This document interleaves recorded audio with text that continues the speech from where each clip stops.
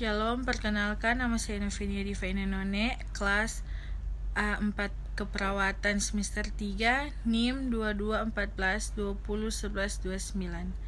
Video ini saya buat untuk memenuhi tugas UTS dari mata kuliah Kewarganegaraan, dosen pengampu Aprilia Widya Mandey, SH, SSMH, dengan topik Sejarah dan Konstitusi Indonesia. Latar belakang, sejarah dan konstitusi Indonesia. Konstitusi atau Undang-Undang Dasar dalam bahasa Latin Constitutio dalam negara adalah sebuah norma sistem politik dan hukum bentukan pada pemerintahan negara, biasanya dikodifikasikan sebagai dokumen tertulis. Sejarah kehidupan berbangsa dan bernegara pada Republik Indonesia dimulai pada tahun 1945. Pada tahun itulah berdirinya negara Republik Indonesia sebagai suatu kumpulan besar manusia yang sehat jiwanya dan berkobar-kobar hatinya, menimbulkan suatu kesadaran batin yang dinamakan bangsa. Perkembangan konstitusi di Indonesia. Definisi konstitusi menurut C.F. Strong yang ditulis oleh Jasim Hamidi, terdapat 3 unsur yang termuat dalam konstitusi, yaitu prinsip-prinsip mengenai kekuasaan pemerintahan, prinsip-prinsip mengenai hak-hak mengenai warga negara, prinsip-prinsip mengenai hubungan antara warga negara dengan pemerintah. Perkembangan ketatanegaraan tersebut juga sejalan dengan perkembangan dan perubahan konstitusi di Indonesia, seperti diuraikan dalam pembahasan berikut ini. Yang pertama, periode 18 Agustus 1945 sampai dengan 27 Desember 1949, masa berlakunya Undang-Undang Dasar 1945. Pada masa periode ini, pertama kali terbentuknya Negara Republik Indonesia. Konstitusi atau Undang-Undang Dasar yang pertama kali berlaku adalah UUD 1945, hasil rancangan BPUPKI, kemudian disahkan oleh PPKI pada tanggal 18 Agustus 1945. Dan yang kedua, periode 27 Desember 1949 sampai dengan 17 Agustus 1950. Masa berlakunya Undang-Undang Dasar Republik Indonesia Serikat atau RIS. Sebagai rasa ungkapan ketidakpuasan bangsa Belanda atas kemerdekaan Republik Indonesia, terjadilah kontak senjata agresi oleh Belanda pada tahun 1947 dan 1948. Dengan keinginan Belanda untuk memecah belah NKRI menjadi negara federal agar dengan secara mudah dikuasai kembali oleh Belanda. Akhirnya disepakati untuk mengadakan konferensi meja bundar atau KMB di Den Haag, Belanda, dengan menghasilkan 3 buah persetujuan, antara lain: yang pertama, mendirikan Republik Indonesia Serikat, penyerahan kedaulatan kepada Republik Indonesia, didirikan uni antara Republik Indonesia Serikat dengan Kerajaan Belanda. Dan yang ketiga adalah periode 17 Agustus 1950 sampai dengan 5 Juli 1959. Masa berlaku Undang-Undang Dasar sementara tahun 1950, UUD S 1950. Ternyata konstitusi RIS tidak berumur panjang. Hal itu disebabkan karena isi konstitusi tidak berakar dari kehendak rakyat. Juga bukan merupakan kehendak politik rakyat Indonesia, melainkan rekayasa dari pihak Belanda maupun PBB, sehingga menimbulkan tuntutan untuk kembali ke NKRI. Salah satu negara bagian menggabungkan diri menjadi Negara Republik Indonesia, kemudian disepakati untuk kembali ke NKRI dengan menggunakan UUD sementara 1950. Bentuk negara pada konstitusi ini adalah negara kesatuan, yakni negara yang bersusun tunggal, artinya tidak ada negara dalam negara, sebagaimana halnya bentuk negara serikat. Ketentuan negara kesatuan ditegaskan dalam pasal 1 ayat 1 UUD S 1950 yang menyatakan Republik Indonesia merdeka dan berdaulat ialah negara hukum yang demokrasi dan berbentuk kesatuan. Yang keempat, periode 5 Juli 1959 sampai dengan 19 Oktober 1999. Masa berlaku Undang-Undang Dasar 1945. Pada periode ini, Undang-Undang Dasar 1945 diberlakukan kembali dengan dasar dekret Presiden tanggal 5 Juli tahun 1959. Berdasarkan ketentuan ketatanegaraan, dekret Presiden diperbolehkan karena negara dalam keadaan bahaya. Oleh karena itu, Presiden atau Panglima tertinggi Angkatan Perang perlu mengambil tindakan untuk menyelamatkan bangsa dan negara, yang diproklamasikan 17 Agustus 1945. Sistem pemerintahan yang sebelumnya parlementer berubah menjadi sistem presidensial. Dalam praktek, ternyata UUD 1945 tidak diberlakukan sepenuhnya hingga tahun 1966. Lembaga-lembaga negara yang dibentuk baru bersifat sementara dan tidak berdasar secara konstitusional.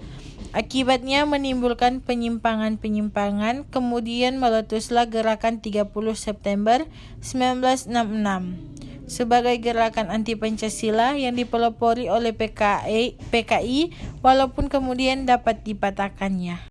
Yang kelima, periode 19 Oktober 1999 sampai dengan 10 Agustus 2002. Masa berlaku pelaksanaan perubahan Undang-Undang Dasar 1945. Sebagai implementasi tuntutan reformasi yang berkumandang pada tahun 1998 adalah melakukan perubahan terhadap UUD 1945. Sebagai dasar negara Republik Indonesia, dasar hukum perubahan UUD 1945 adalah Pasal 3 dan Pasal 37 UUD 1945. Yang dilakukan oleh MPR sesuai dengan kewenangannya, sehingga nilai-nilai dan prinsip-prinsip demokrasi di Negara Kesatuan Republik Indonesia nampak diterapkan dengan baik.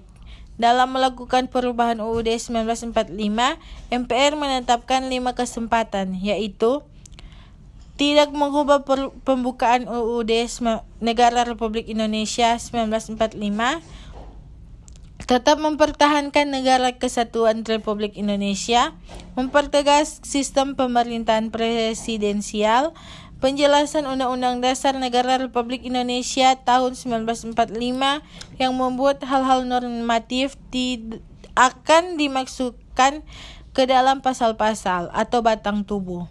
Melakukan perubahan dengan cara adendum.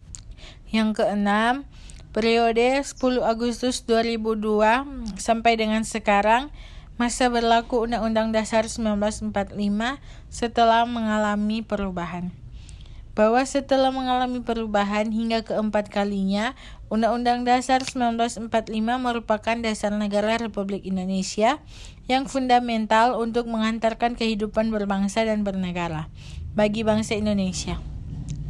Tentu saja kehidupan berdemokrasi lebih terjamin lagi, karena perubahan Undang-Undang Dasar 1945 dilakukan dengan cara hati-hati, tidak tergesa-gesa, serta dengan menggunakan waktu yang cukup.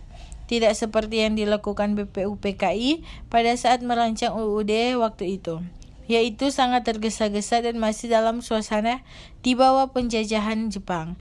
Nuansa demokrasi lebih terjamin pada masa UUD 1945 setelah mengalami perubahan.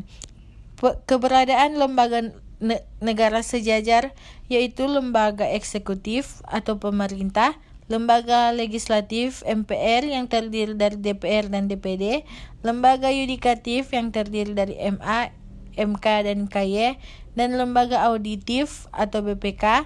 Kedudukan lembaga negara tersebut mempunyai peranan yang lebih jelas dibandingkan masa sebelumnya.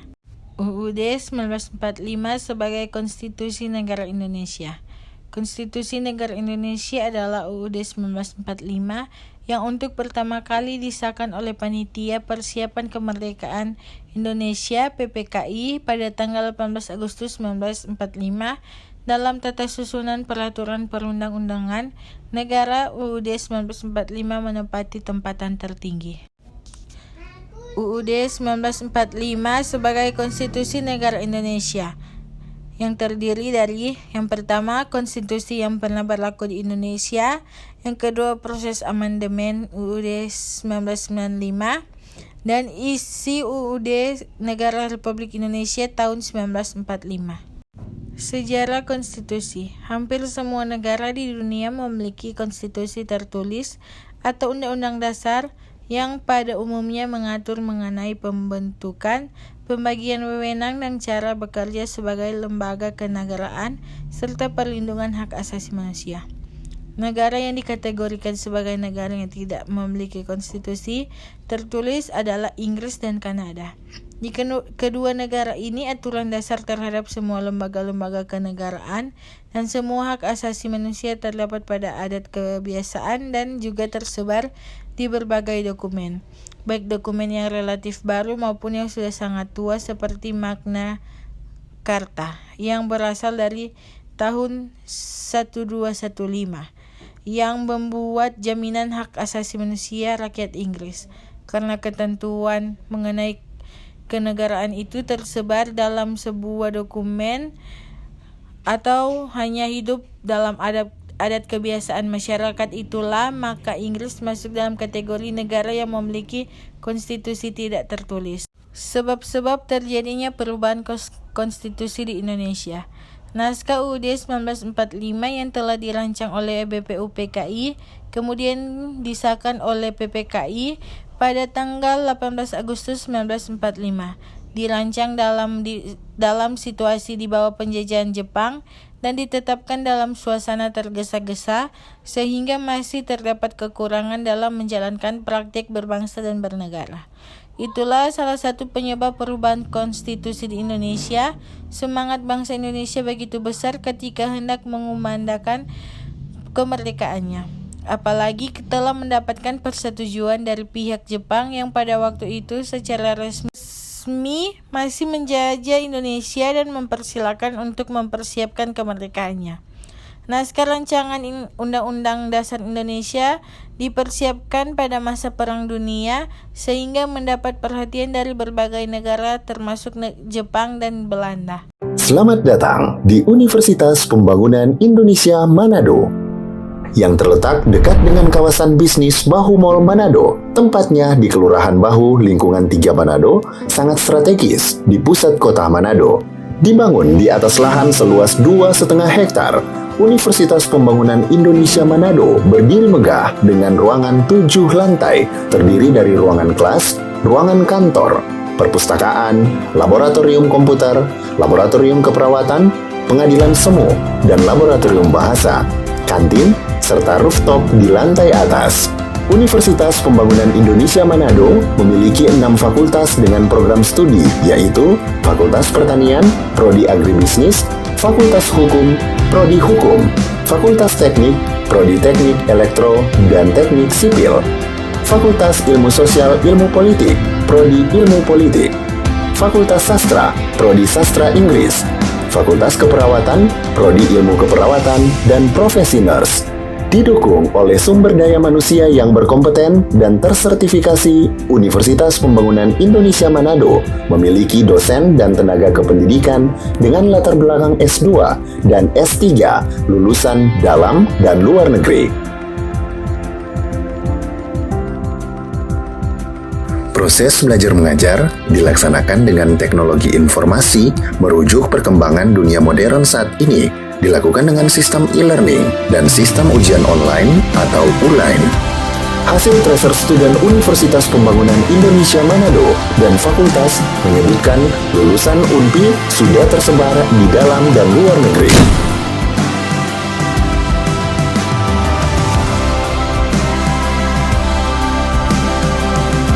Selamat bergabung putra-putri terbaik bangsa. Kembangkan dirimu, raih cita-citamu setinggi bintang di langit. Kami siap menghasilkan generasi terbaik dan pemimpin di masa depan.